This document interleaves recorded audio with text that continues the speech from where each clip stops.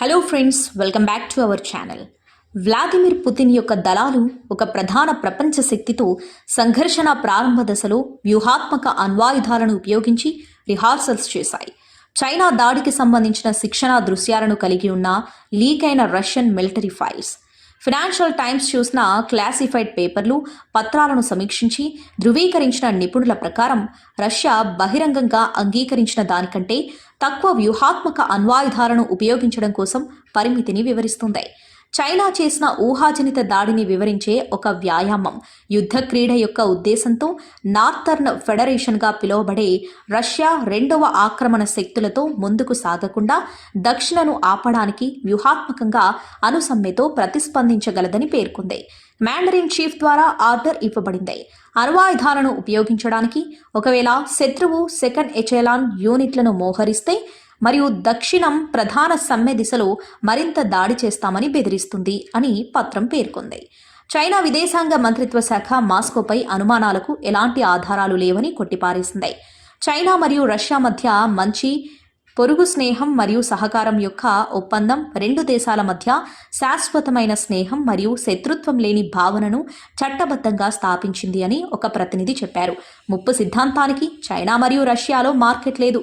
Putin ప్రతినిధి బుధవారం ఇలా అన్నారు. ప్రధాన విషయం ఏంటంటే అణ్వాయుధాల వినియోగానికి పరిమితి పూర్తిగా పారదర్శకంగా ఉంటుంది మరియు సిద్ధాంతంలో పేర్కొనబడింది. పేర్కొన్న పత్రాల విషయానికొస్తే వాటి ప్రామాణికతను మేము గట్టిగా అనుమానిస్తున్నాం. చైనా యుద్ధ క్రీడలతో సంబంధం లేని నావికాదళ అధికారులకు ప్రత్యేక శిక్షణా ప్రదర్శన, రష్యా భూభాగంలో శత్రువుల ల్యాండింగ్, సరిహద్దు ప్రాంతాలను రక్షించే బాధ్యత కలిగిన యూనిట్ల ఓటమి లేదా సాంప్రదాయ ఆయుధాలను ఉపయోగించి ఆసన్నమైన శత్రుదాడితో సంభావ్య అనుదాడికి విస్తృత ప్రమాణాలను వివరిస్తుంది. స్లైడ్లు థ్రెషోల్డ్ని సారాంశం. రష్యన్ దళాలు అనుభవించిన నష్టాలు పెద్ద శత్రు దూకుడును ఆపడంలో వారి వైఫల్యానికి తిరుగులేని విధంగా దారితీస్తాయి. రష్యా రాష్ట్ర భద్రతకు క్లిష్టమైన పరిస్థితి.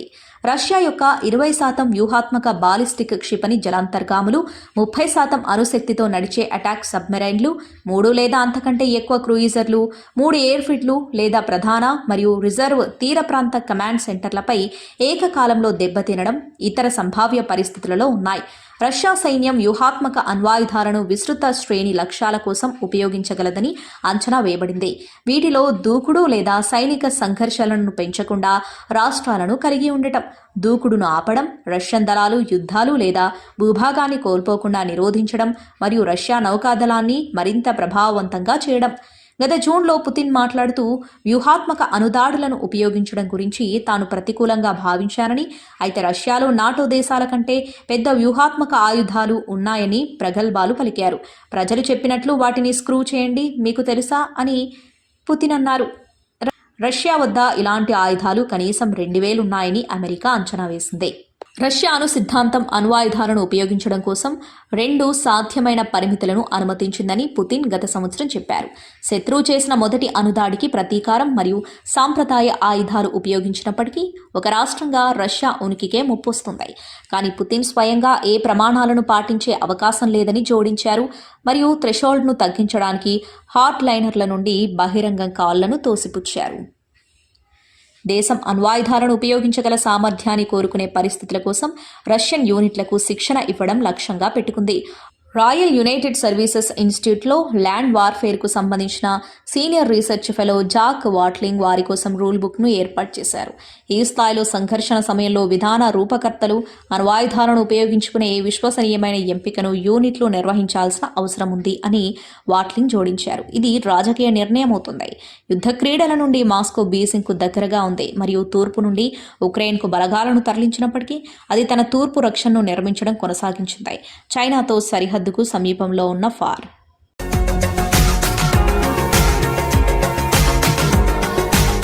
మరిన్ని అప్డేట్స్ కోసం మా ఛానల్ని సబ్స్క్రైబ్ చేయండి.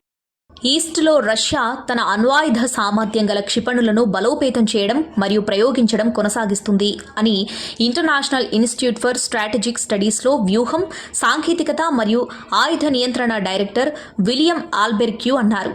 ఈ వ్యవస్థలో చాలా వరకు చైనాను కొట్టే పరిధిని మాత్రమే కలిగి ఉన్నాయి. కాష్లో 2008 మరియు 2014 మధ్య రూపొందించబడిన 29 రహస్య రష్యన్ మిలిటరీ ఫైళ్లున్నాయి. ఇందులో యుద్ధ, గేమింగ్ దృశ్యాలు మరియు నావికాదళ అధికారుల కోసం ప్రదర్శనలున్నాయి. ఇవి అణ్వాయుధాల ఉపయోగం కోసం ఆపరేటింగ్ సూత్రాలను చర్చిస్తాయి. సంభావ్య అణు ప్రతిస్పందన కోసం ప్రమాణాలు, రష్యా భూభాగంపై శత్రు చొరబాటు నుండి రష్యా యొక్క 20% వ్యూహాత్మక బాలిస్టిక్ క్షిపణి జలాంతర్గాములను నాశనం చేయడం వంటి నిర్దిష్ట ట్రిగ్గర్ల వరకు ఉంటాయి. బర్లిన్లోని Carnegie Russia Eurasia centre director Alexander గాబు మాట్లాడుతూ, పబ్లిక్ డొమైన్లో ఇలాంటి పత్రాలు నివేదించడం మేము చూడటం ఇదే మొదటిసారి. సాంప్రదాయ మార్గాల ద్వారా ఆశించిన ఫలితాన్ని సాధించలేకపోతే అణ్వాయుధాలను ఉపయోగించడం కోసం కార్యాచరణ థ్రెషోల్డ్ చాలా తక్కువగా ఉందని వారు చూపిస్తున్నారు. రష్యా యొక్క వ్యూహాత్మక అణ్వాయుధాలు భూమి లేదా సముద్రంలో ప్రయోగించే క్షిపణులు లేదా విమానం నుండి పంపిణీ చేయబడతాయి. యుఎస్ని లక్ష్యంగా చేసుకోవడానికి ఉద్దేశించిన పెద్ద వ్యూహాత్మక ఆయుధాలకు విరుద్ధంగా యూరప్ మరియు ఆసియాలో పరిమిత యుద్ధ భూమి ఉపయోగం కోసం రూపొందించబడ్డాయి. ఆధునిక వ్యూహాత్మక వార్హెడ్లు 1945లో నాగసాకి మరియు హిరోషిమాపై పడవేసిన ఆయుధాల కంటే గణనీయంగా ఎక్కువ శక్తిని విడుదల చేయగలవు. ఫైళ్లు 10 సంవత్సరాలు మరియు అంతకంటే ఎక్కువ కాలం నాటివి అయినప్పటికీ నిపుణులు అవి ప్రస్తుత రష్యన్ సైనిక సిద్ధాంతానికి సంబంధించినవిగా ఉన్నాయని పేర్కొన్నారు. పాశ్చాత్య మూలాల ద్వారా పత్రాలు ఎఫ్టీకి చూపించబడ్డాయి. పుతిన్ బీజింగ్తో పొత్తును ఏర్పరచుకోవడం ప్రారంభించినప్పటికీ 2001 ప్రారంభంలో మొదటి సమ్మె ఒప్పందాన్ని కలిగి ఉన్నందున రక్షణాత్మక ప్రణాళికలు మాస్కో భద్రతా వర్గాలలో చైనాపై లోతైన అనుమానాలను బహిర్గతం చేశాయి. ఆ తర్వాత సంవత్సరాలలో రష్యా మరియు చైనా తమ భాగస్వామ్యాన్ని మరింతగా పెంచుకున్నాయి. ప్రత్యేకించి 2012లో బీజింగ్లో జీ జిన్పింగ్ అధికారాన్ని చేపట్టినప్పటి నుండి ఉక్రెయిన్లో యుద్ధం వారి సంబంధంలో జూనియర్ భాగస్వామిగా రష్యా యొక్క స్థితిని సుస్థిరం చేసింది. చైనా సహాయం కోసం మాస్కోను కీలకమైన ఆర్థిక జీవన రేఖగా విసిరింది. పాశ్చాత్య ఆంక్షలను ఆపండి. ఇంకా దేశాలు సన్నిహితంగా మారినప్పటికీ శిక్షణ సామగ్రి రష్యా యొక్క తూర్పు సైనిక జిల్లా చైనా దండయాత్రను వర్ణించే బహుళ దృశ్యాలను రిహార్సల్స్ చేస్తున్నట్లు చూపిస్తుంది.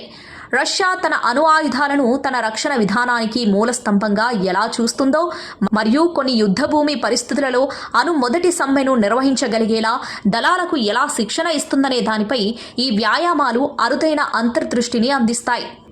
పత్రాల్లో పేర్కొన్న అణ్వాయుధాల ఉపయోగ సిద్ధాంతం పత్రాల్లో పేర్కొన్న అణ్వాయుధాల ఉపయోగ సిద్ధాంతం ప్రకారం రష్యా ఇప్పటికీ ప్రవర్తిస్తుంది అని ఆల్బెర్క్యూ చెప్పారు. మేము ప్రాథమిక పునరాలోచనను చూడలేదు అని అతను చెప్పాడు. రష్యన్లను మధ్య ఆసియా నుండి బయటకు నెట్టడానికి మాస్కో పరధ్యానంలో ఉన్నందున చైనా ప్రయోజనాన్ని పొందాలని రష్యా బహుశా ఆందోళన చెందుతుంది. 2022లో ఉక్రెయిన్పై పుతిన్ పూర్తిస్థాయి దండయాత్రకు ముందు మరియు ఆ తర్వాత రష్యా సైన్యం క్రమం తప్పకుండా నిర్వహించిన విన్యాసాలలో కనిపించే నమూనాలను ఈ పత్రాలు ప్రతిబింబిస్తాయి. ఆయుధ నియంత్రణపై నాటో మరియు యుఎస్ రక్షణ విభాగానికి పనిచేసిన ఆల్బెర్క్యూ జూన్లో జరిగిన రష్యన్ వ్యాయామాల ఉదాహరణలను ఎత్తి చూపారు మరియు గత ఏడాది నవంబర్లో చైనా సరిహద్దుల్లోని 2 ప్రాంతాల్లో అణుసామర్థ్యం గల ఇస్కాండర్ క్షిపణులను వినియోగించారు. మొదటి అణుసమ్మెను ప్రారంభించే ఏకైక అధికారం రష్యా అధ్యక్షుడికి ఉన్నప్పటికీ పత్రాల్లో పేర్కొన్న వ్యూహాత్మక అణు వినియోగానికి తక్కువ థ్రెషోల్డ్ కొంతమంది పాశ్చాత్య పరిశీలకులు ఎక్కువగా పెరగడంగా సూచించే సిద్ధాంతానికి అనుగుణంగా ఉంటుంది.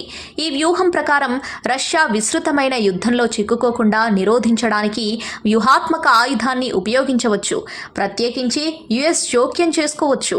భయం ప్రేరేపణ అని పిలిచేదాన్ని ఉపయోగించి మాస్కో ఒక చిన్న అణ్వాయుధాన్ని ముందస్తుగా ఉపయోగించడం ద్వారా దేశం యొక్క ప్రత్యర్థిని షాక్ చేయడం ద్వారా సంఘర్షణను దాని స్వంత నిబంధనలపై ముగించాలని కోరుకుంటుంది లేదా అలా చేయడానికి ముప్పు ద్వారా ఒక పరిష్కారాన్ని పొందుతుంది.